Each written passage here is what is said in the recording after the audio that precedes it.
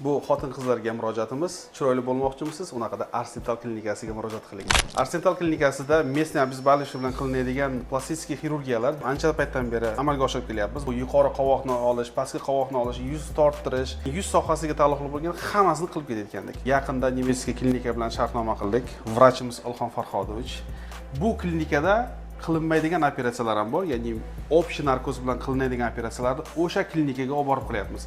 U klinikada biz hozir qanaqa operatsiyalar qilyapmiz? Abdominoplastika, ko'krak sohasidagi operatsiyalar, implant, увеличение, подтяжка, груди, liposaksiya, lipofilling va boshqa burdagi operatsiyalarni ham o'tkazamiz.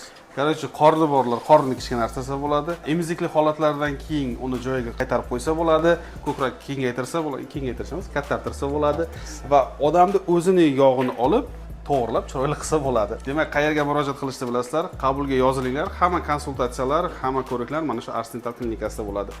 Sog' bo'linglar, salomat bo'linglar. Sizlarni yaxshi ko'ramiz.